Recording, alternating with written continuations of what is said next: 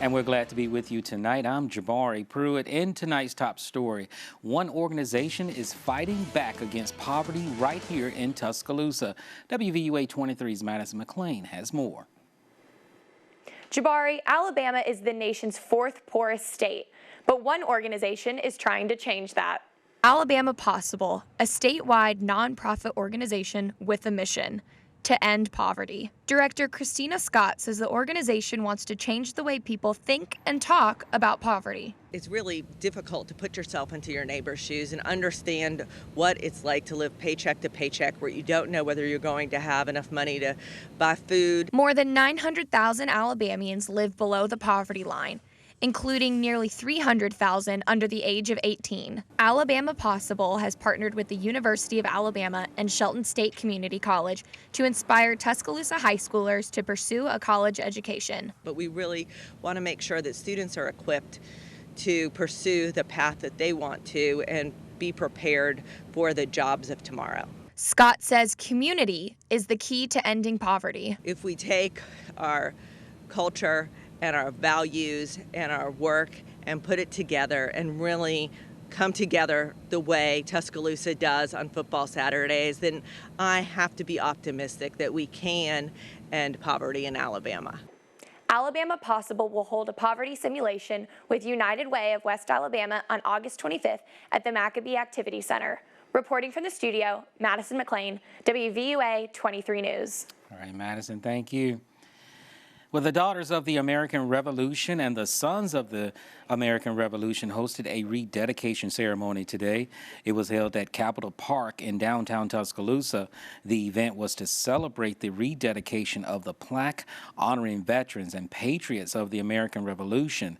The soldiers and patriots settled right here in Alabama. We had placed the rock in 1973. And it only had about 17 names. Then we identified 3 more, and then the plaque was stolen.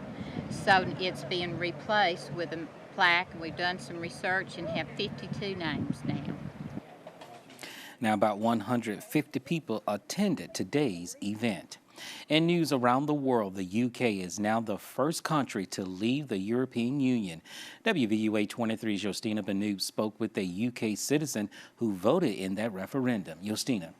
That's right. Laura Carr was born and raised in England but lives in America and has dual citizenship. And she casted her vote right here from the U.S. There's definitely a possibility of moving back eventually, and I just want to make sure that I'm doing the best for my family, making sure that their votes and my votes are supported. Across the pond, a historic referendum as the United Kingdom voted to leave the European Union. Polls showed 52% voted to leave, while 48% voted to stay. And although Laura Carr lives in the U.S., her dual citizenship allowed her to vote in the referendum.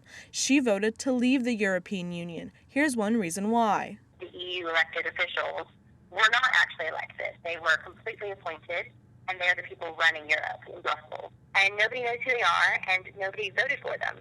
So I think at the end of the day, it was just very undemocratic leadership, process, and such a huge, huge government that nobody knew how it was run or being run, and I think it was very corrupt. So what is the EU?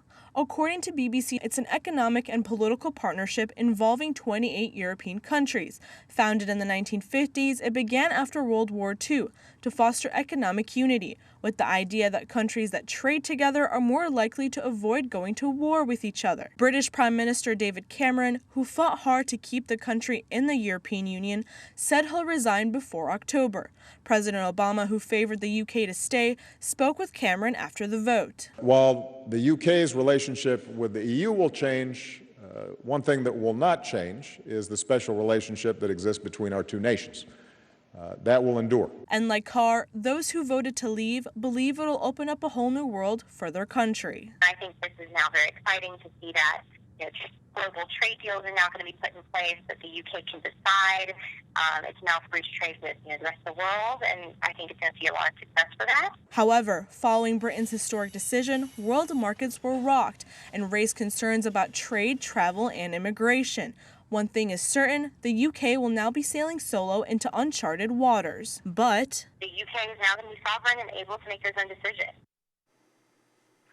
so what happens now? For the UK to leave the EU, it has to invoke an agreement called Article 50 of the treaty. Cameron or his successor need to decide when to invoke this. That will then set in motion the formal legal process of withdrawing from the EU and give the UK 2 years to negotiate its withdrawal. After that, it can be kicked out of the EU unless all members agree to extend that deadline. Reporting live, Yostina Banoob, WVUA 23 News. And Dennis Steverson, Democratic candidate for Tuscaloosa County District Attorney, held a campaign rally this morning. The Picnic in the Park event gave residents a chance to meet the candidate and hear how he plans to serve the people of Tuscaloosa County. Steverson says if he is elected, he plans to sack crime in Tuscaloosa by safeguarding victims' rights, achieving office efficiency, creating strong community partnerships, and keeping criminals off the streets. By being informed and comfortable with the chief law enforcement officer, the district attorney, then I think that we can work together to prevent crime and to solve crime once it happens. Now, Steverson faces Republican candidate Hayes Webb in the general election November 4th. And Donald Trump met with media mogul Rupert Murdoch in Scotland. The two have been critical of each other in the last year, but they've known each other for many years. Now, Trump responded to questions about his VP pick. I am indeed. I actually am. How's that process coming along? It's coming along good. I have a lot of people that want it. I will tell you one thing. I'm getting calls from a lot of people, and they want it. Is it still going to be the only people that say they don't want it are the people that were never asked. You know, I've read every once in a while, I see somebody said they don't want it, but they weren't asked. But we have a lot of people that want that slot. And President Bush's former Treasury Secretary, Hank Paulson, is backing Democratic candidate Hillary Clinton in the presidential election. He served as Treasury Secretary from 2006 to 2009. Now, Paulson is the latest conservative to openly express support for Clinton. And turning our attention now to the weather, afternoon showers brought a cool down. Hunter Williams joins us now with a first look at that forecast. Hunter, good evening. That's right, Jabari. Fortunately, some of the isolated showers providing a little bit in the way of some heat relief earlier this afternoon, but we still saw the upper 90s, even some triple digits on the board this afternoon. Here's what the radar looks like right now. You can see some remnant showers over East Alabama, and that's about all we're tracking as far as rain right now. But we'll take a closer look, and you can see over parts of Cherokee County, also Etowah County, parts of northern Calhoun County, seeing some of the rain right now. Most of this starting to die off at the moment as the sun has gone down. We're starting to see these things fall apart just a little bit, but the heaviest rain right now is in Cherokee County, and we have a flash flood warning in effect for northeastern Cherokee County. That's in effect until 11:45 this evening. So a heads up if you live in that part of the county or if you have any friends out there, just to let you know. But we'll take a quick look at Futurecast as we head towards tomorrow. It'll be another very warm afternoon, mid and upper 90s, scattered showers and storms back in the forecast. Your full forecast is coming up. All right, Hunter, thank you. Well, West Alabama's temporary emergency services need your help. The nonprofit organization is collecting fans for those in need this summer. Executive Director Karen Thompson says it's the first time they have asked for fan donations, and WVUA 23 is teaming up with temporary emergency services to collect as many fans as possible. I will bring you live reports from that fan drive Monday at 5 and 6 o'clock. In other news tonight, Vance Elementary School has a new leader. The Tuscaloosa County School Board appointed Carolyn Wilson as the school's new principal. According to the Tuscaloosa News, the board placed her on a probationary contract which starts July 1st and ends June 30th, 2018. Now, Wilson replaces Amy Vest, whose contract was not renewed. And Walker High School supporters protest its name change to Jasper High School. The board voted to give the new school building a new name. They say it's closely identified with the city of Jasper. Now, there will be a press conference Monday at 1 o'clock in front of the gym to find ways and reverse it. And all Kangaroo Express convenience stores also have a new name. It's changing into Circle K's. They bought the Kangaroo Express parent company. Now, all stores will be converted into Circle K's by the end of the year. And we first told you about Justin, a young man in Northport who saved an entire family from a burning building.